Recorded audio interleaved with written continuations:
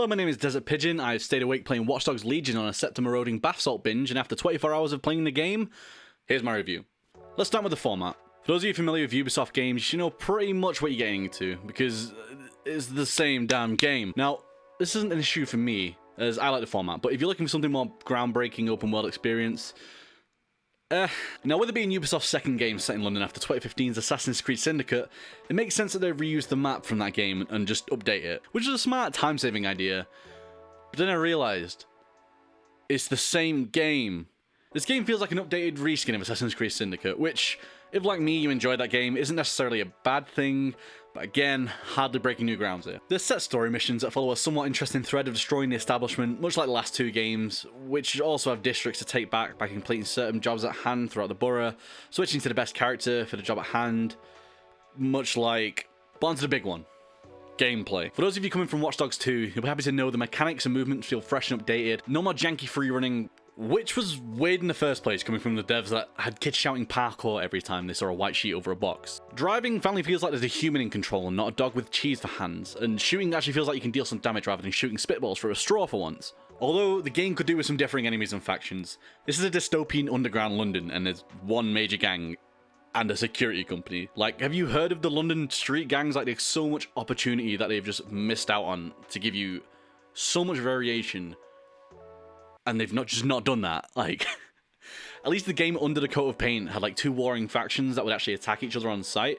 On top of that, the police in this game genuinely do not care. Like, you can just go trigger happy on a Pizza Express, and as long as they're not in earshot, they will not come to you. Like, I know people complained about GTA's like Terminator-like police officers, but this is genuinely the opposite.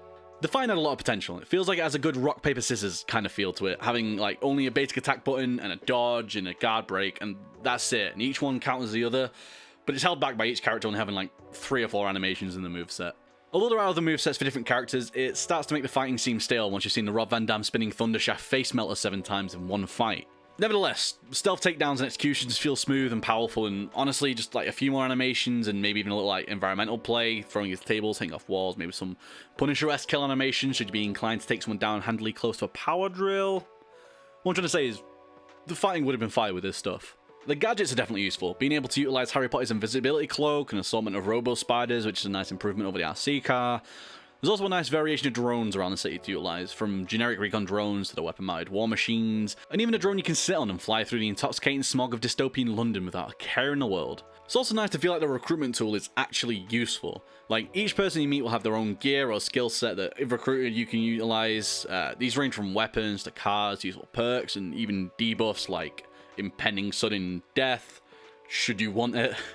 Making it feel like you're recruiting useful people and not just anyone who looks cool. Although I have done that. Alright, I've got space for you. Now, if you just want to control an operative, get some decent perks, run into the wild, balls dangling in the wind, and good on you, go forth and parade your naked spoils of war. But for me, character customization is a big thing, and it does feel lacking. With only using preset people from your first recruit and only being able to actually change their clothes, not hair, tattoos, piercings, anything, it just doesn't feel personal enough. On top of that, even changing the clothes requires you to track down the store you want by fast traveling and hoping you end up near the right one, so the map doesn't show the store names.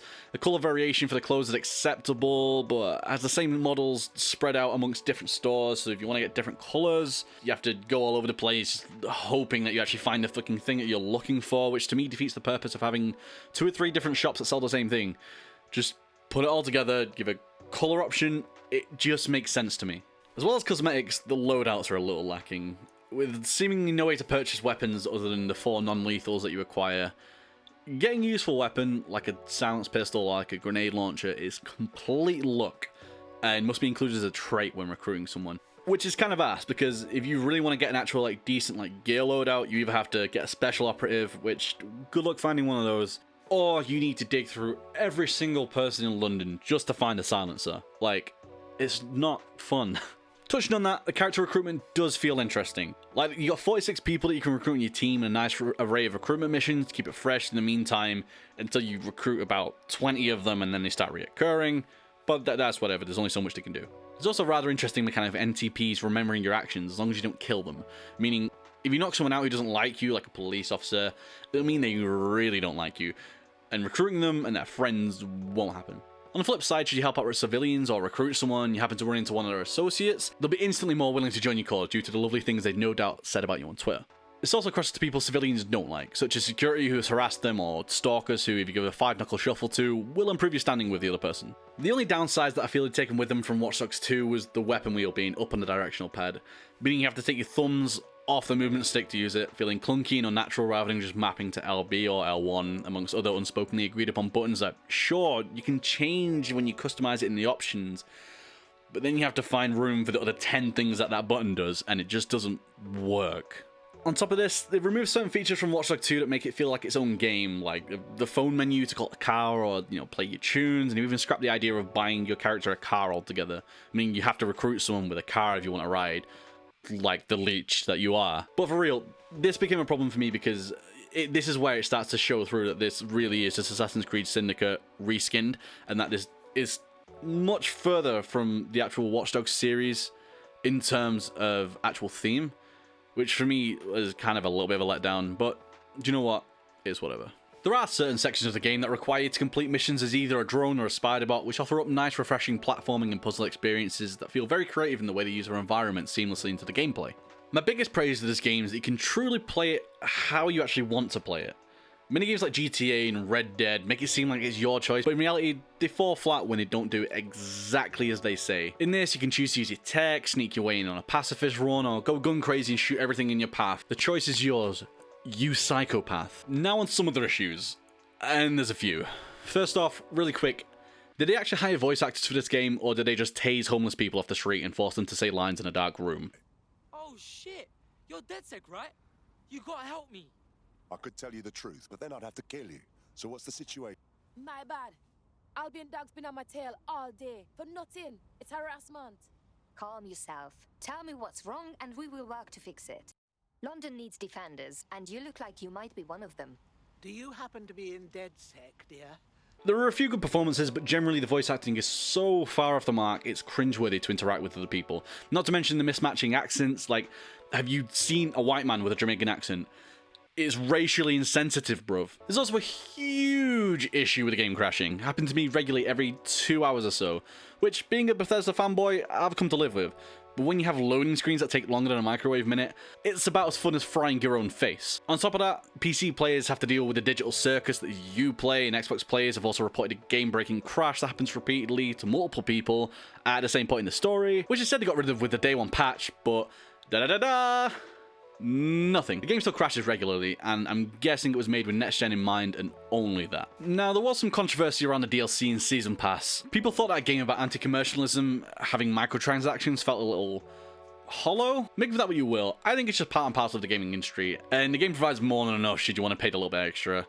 My problem is the price tag. I pre-ordered Watch Dogs Legions for £60, a number that I've only paid once, which was for Guitar Hero 3, and that gave you a whole damn guitar with it. On top of that, for their additional content, they're asking for £32.99, over half the original price of the game for the Season Pass, which according to them includes 4 highly spec'd offers, including Aizen Pierce from Watch Dogs 1 and fan favourite Wrench from Watch Dogs 2, and all the DLC campaigns, but they've only confirmed one so far, and we don't know how many more there's going to be. Just to finish up, I have some ideas that I felt could have helped my experience. As well as the bad voice acting, the characters are pretty bland.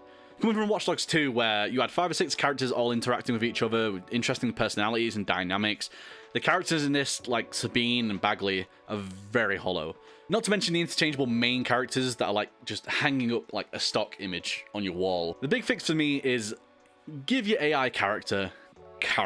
Bagley is the god AI that DedSec have stolen, always learning and helping them in their conquest for good, but he's just boring. Coming from the tongue-in-cheek nature of Watch Dogs 2, it would have been much more fun for a rather sarcastic role for this AI. Someone like Stephen Merchant could have pulled this role off, being condescending and snarky about how humans constantly try to both destroy and save the world, and he's the smarter than Jesus AI who was forced to help. It just sits so perfectly. But it's not all doom and gloom. I actually really want to give a shout out to the accessibility in this game. Inclusion for the gaming industry is more vital than ever. We need people playing games, and accessibility is the way to do that, so we can finally put an end to things like this. But finally, the moment you've all been waiting for, does it slap? Yes. For me, at least. Watch Dogs is a game series you either love or do not care about, and for the fans of the series, just having another Watch Dogs to get your teeth into, despite the huge flaws, is a really fun adventure. Is it a GTA level sandbox? No, but it does offer unique gameplay and puzzles, as well as a gratifying combat system and a rectifying sense of being the good guy, despite blowing people's skull cats in on themselves with a shotgun. So if I had to measure this on the Slapter scale, I'd give it a solid 6.5. It's a respectable average, and I'm enjoying the game. I think there is enjoyment to be had in the game. Just don't think this is anything special. Thank you for watching. If you liked the video, please think about subscribing. I'll have more coming soon. I stream regularly on Twitch, where you can catch me playing Watch Dogs and other future games to review at desert_pigeon. And tell me in the comments what you thought about the game. Did you agree? Did you find something I've missed out? Was I completely brain dead and you're going to dox my home address? Let me know, and please give me time to prepare. But hopefully, I'll see you in the next one, and until then, I hope you have a damn good day.